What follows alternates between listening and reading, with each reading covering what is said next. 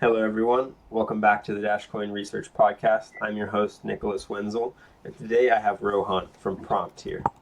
Rohan is building the AdSense for the AI age, where you can put ads in ChatGPT's responses and make sure that your product gets featured there. Rohan, it's great to have you here. Great to meet you as well, Nicholas. I just want to touch on that because I want to say that we're not able to put ads in ChatGPT's responses directly, but rather we put ads on the websites that ChatGPT is referencing. I love to make that clear for folks because I don't want people to be super excited that we control ChatGPT's outputs. We don't do that. OpenAI does that, but what we can do is control what your users see when they're visiting the websites that ChatGPT is sending them to. Yeah. Thank you for clarifying that. I appreciate that. How's your day been going, Rohan? Good, good. How are you? Doing great. Having a lot to build. I had a great conversation with Kevin from TweetDM earlier today, like 2 hours ago. So that was a lot of fun, and Nice. I'm happy to be here speaking with you now. So Yeah. tell us a little bit about your background and who are you, Rohan? How'd you get here? Yeah, I graduated from college in 2022. I went to school for bioengineering. I was born and raised here in the Bay Area, and I ended up going to school in the Bay Area as well. I went to Berkeley, and so after that, I really wanted to get out of the Bay, and so I was like, okay, got a job at Johns Hopkins over in Baltimore, doing bioengineering stuff, working on COVID-19.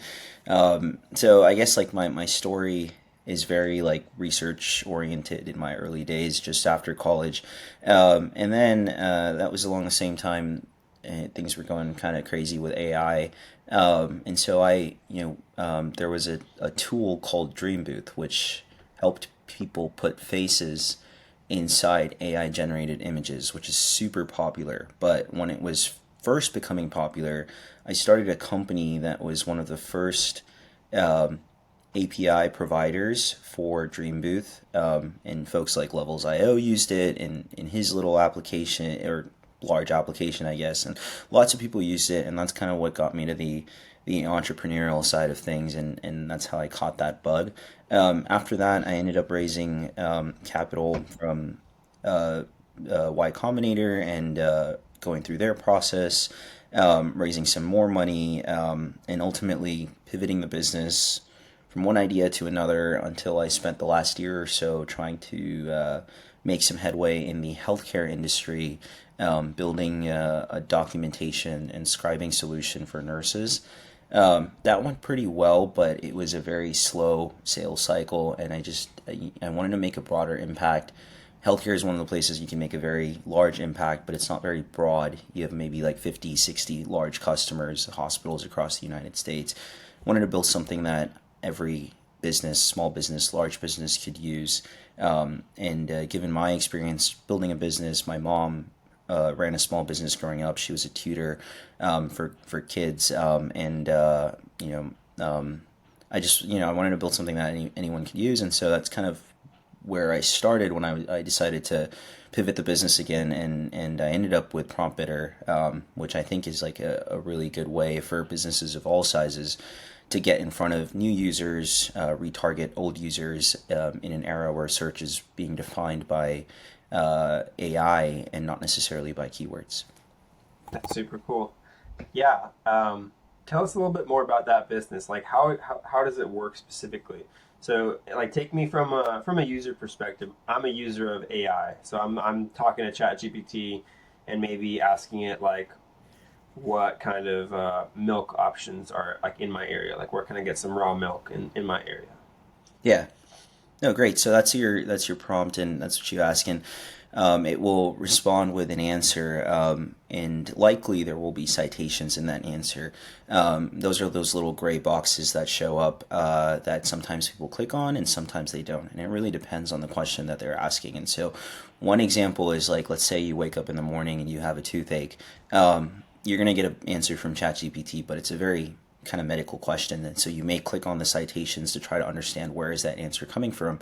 Or even the raw milk use case, you may want to actually make sure it's raw milk and not milk. ChatGPT isn't just confusing the two terms. And so I think when I look at the numbers, people are and I don't remember this off of the top of my head, the exact number, but people click more links when they use ChatGPT than they do when they visit the front page of Google. In other words, when you visit Google and you type in a query, you will usually click one link that you like, whether it's likely usually the top three links or something like that. When you're using ChatGPT, you end up clicking a couple different citations just to make sure that the response is correct. So that's kind of the first part of the user journey, is that the user has to click the citation. Now, what happens when they click the citation? They end up on a page that ChatGPT has derived this answer from. Oftentimes, that page is a blog post, or like a lifestyle article or a review by an individual content creator. It's not often the same page that Google is citing as one of its top pages. In fact, I think another company did a study where they found that ChatGPT's top citations and Google's top 10 links only have about an 18% overlap across hundreds of different queries. And so you get different pages are being viewed now than they were prior to ChatGPT. And that's kind of the core insight here. New pages are getting new kinds of traffic, and those pages have ad spots on them. But because before ChatGPT they were not getting traffic, those ad spots are severely undervalued. And so they're displaying really, really low quality ads that no one clicks on anyways. Our job is to discover those ad spots, to find out, okay, this ad spot on this page is tied to this prompt and this user profile and this buying intent.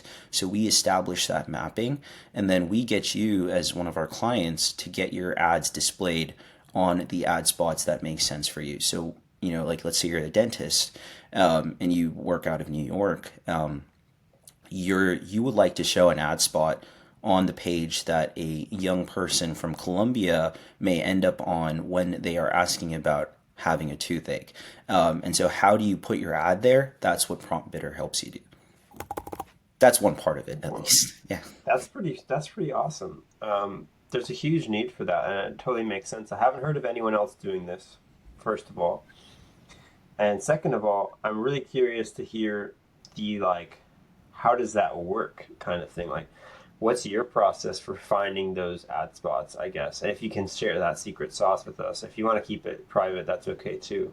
But I'm very curious how that works. Yeah, I think at a high level, it's pretty simple. It's a matter of just asking the model the kinds of questions your customers would be asking it, looking at the citations, and then finding out which pages the model is recommending that your customers go to, and then working with DSPs and kind of third-party providers who own those ad spaces to go out and buy them from them.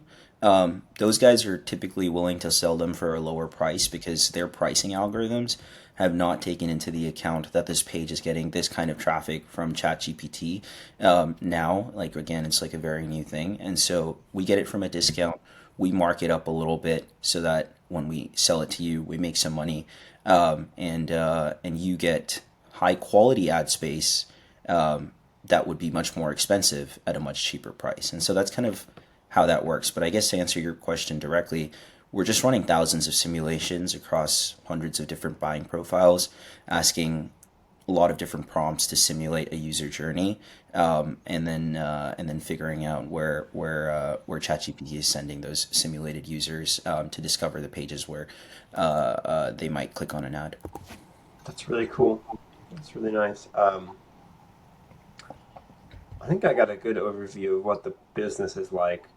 Could you explain the journey that you had when launching your token? What led you up to that decision, and then what was it like since? Yeah, I think there's a lot of things that have to go right for this business to work, and I think one of the biggest things is that you need attention from a lot of people who are running all sorts of different businesses, small, large, things like that. And I knew that from the very get-go that we needed a lot of eyes because this is a very low margin business. We're like a broker. And so our margin per transaction is probably going to be 3% or less. And so you need a lot of ad space being bought on this platform. It's like any other marketplace. You think about Uber, you think about Airbnb. These things work really well when they work at scale, but when they're not at scale, they don't make a lot of money. And so that I knew from the get-go is that this is going to be a marketplace model. And so I had to kind of growth hack my way to interest. And one of the best growth hackers I know is or follow. I don't know him, but follow is Nikita Beer off Twitter, and so I saw him do something similar, and that's kind of what piqued my interest with Believe and tagging the little bot in our tweet. Um, and then once that happened, well, I got the eyes, I think, that I wanted almost like immediately as soon as like kind of people started seeing the tweet and the bot launched the coin. And I think I've learned recently that there's like programs that exist that as soon as someone tags the bot, people will just like automate the buying of the token. And so I was, the price started going up, I guess, and then people are DMing me on Twitter and kind of responding like, "Hey, you're fake, you're hacked," all of these kinds of different things. And so the very next piece of advice I got from someone in the community just online was like, "Hey, you got to start a Spaces, man."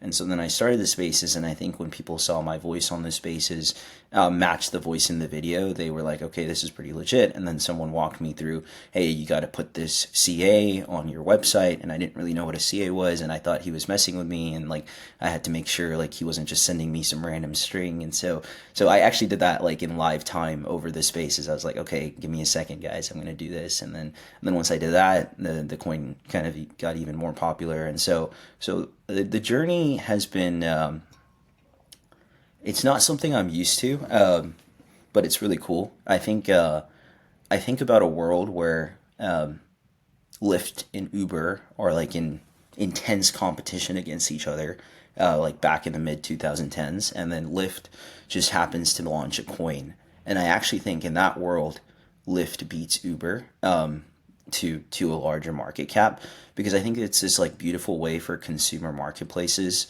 to draw a lot of attention, but then also reward like affiliate marketing in a decentralized way. So like when you're telling your friends, "Hey, you should take a Lyft or you should stay in an Airbnb," and then the company is taking 5% of its profits or 10% of its profits to buy back the coin, burn it, and then increase the price.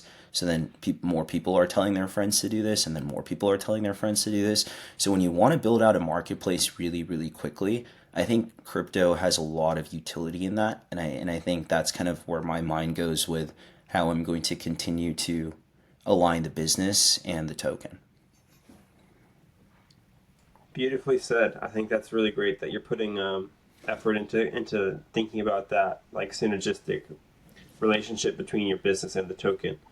And I think you have a great point that it is an awesome growth hack. And something I was talking with Kevin from TweetDM about is that the incentives are really beautifully aligned between holders and the business, because the holders really want you to succeed, and so they're going to give you all this important feedback. Like you're more likely to get users who try out your product and say, "Oh no, this sucks, you got to fix that," and that's like something you wouldn't have otherwise, because otherwise people are apathetic to most startups. They don't give Yeah. them. They're like, "Oh, that's cool," and then they don't engage further.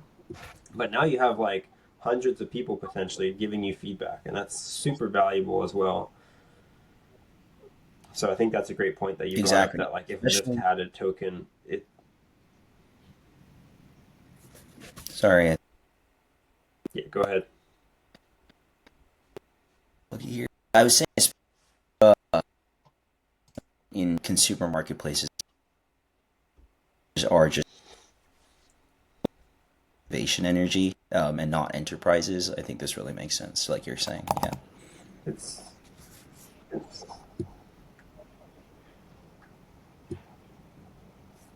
sounds like the connection's having some issues. How about now? Is this okay? It's it's it looks good now. No, it's still kind of frozen. Let's give it like a minute and then see how it goes. Cool. Just wait a second. You can see if you're, I don't know, downloading anything on accident. It's probably not mine. I have fiber, and I think mine's steady. No, it's definitely mine. Although I switched to my nicer Wi-Fi, so it should it should have not been a problem. But So good. It sounds better now. The video is lagging for me, but I think that's just like it's fine, and it kind of comes out in the actual upload itself. But oh, We'll just give it a second here and then we'll continue. Cool. Yeah, I'll close some tabs on my end. So.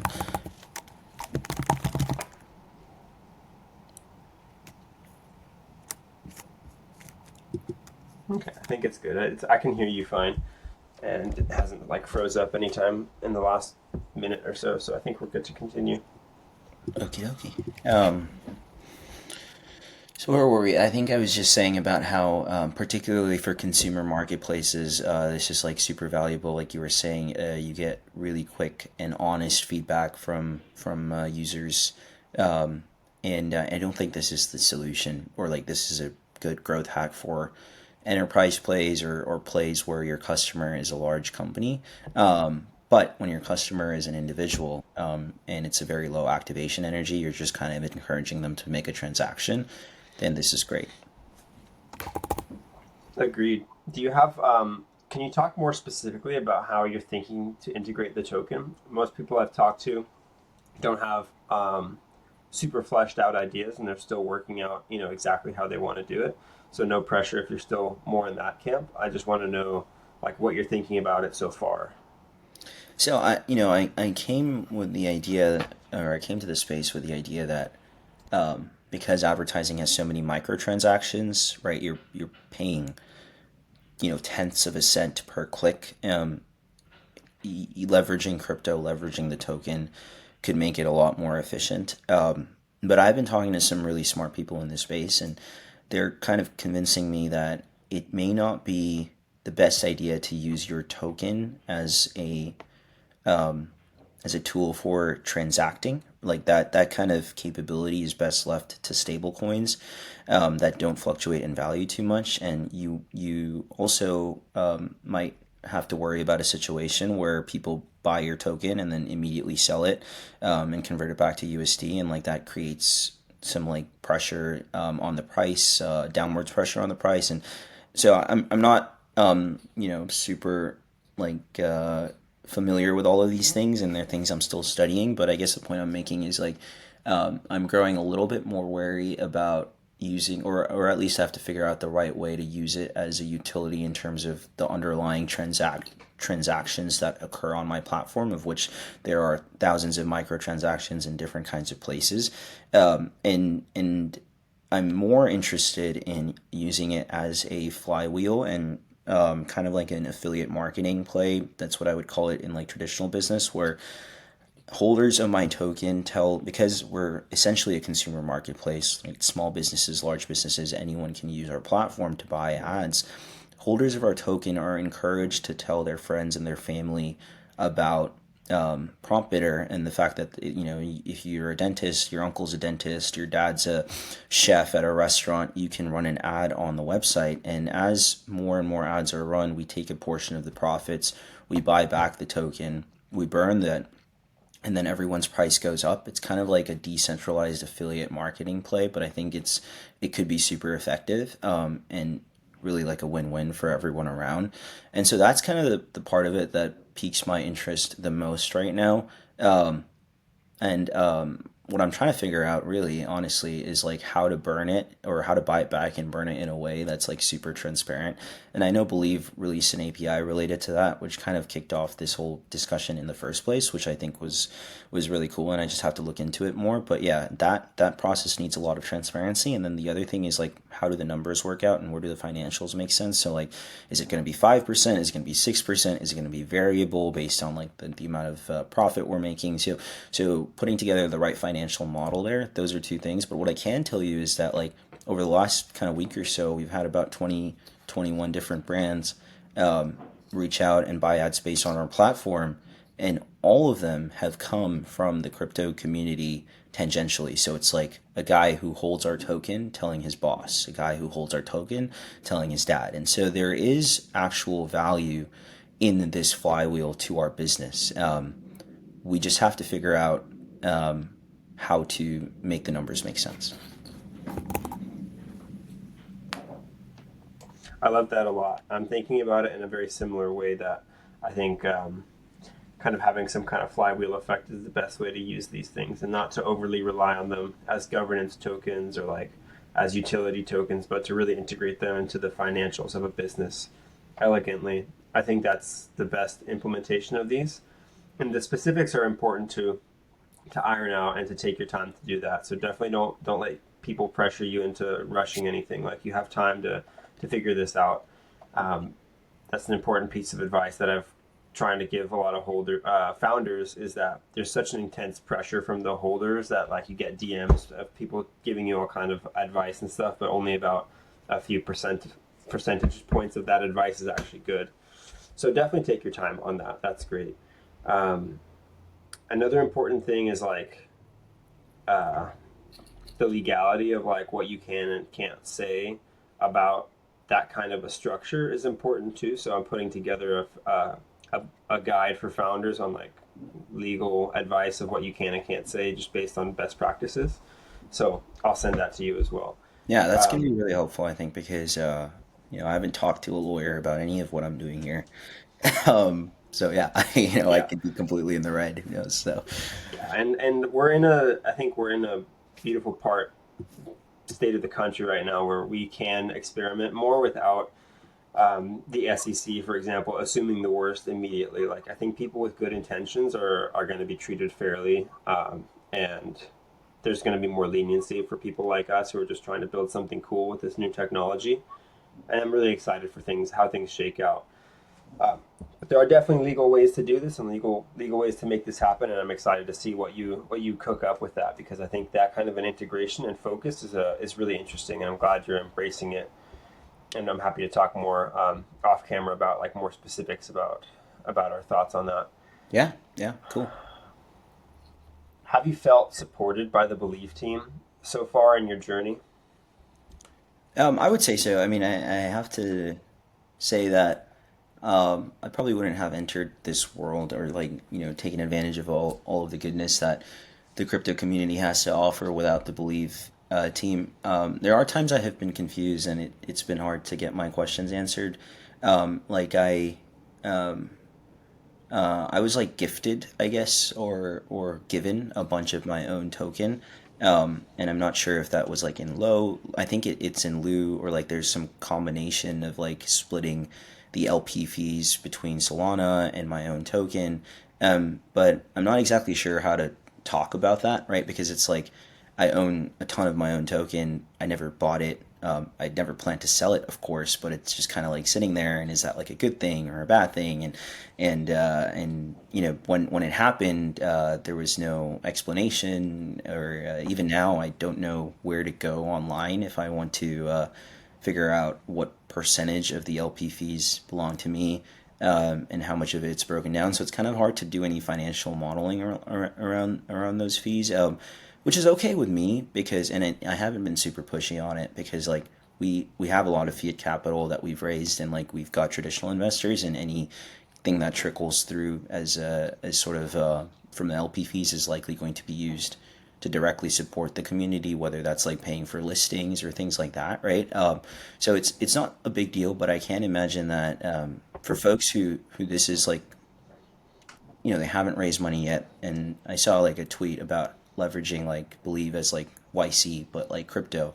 I think that's a great vision, but there has to be more clarity around how to leverage the capital, like and where is the rest of the capital going? Like if there's a split, then part of it is going to Believe, I'm assuming, or I don't know where it goes. Like I'm not crypto native. Maybe it's going to transaction fees. So someone has to really lay out that like, hey, you're getting this much money. This is how you're going to get it, so that people can make business decisions around it. A lot of business decisions are based on, I'm going to have this much capital, and so I can do these things. And if that changes or shifts or is unclear, then it's really hard to use that capital. Then it just becomes kind of like a fun thing that, oh, okay, cool, my bank account gets another couple grand or whatever it is every couple of days. But you can't use it because you don't know whether that trickle is going to cut off or turn into a full stream, or what the deal is. And so that's where I would like to see a little bit more clarity, just as a guy who has not been in the space.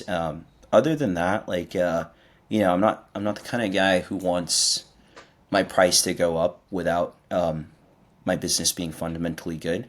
And so I'm not expecting or even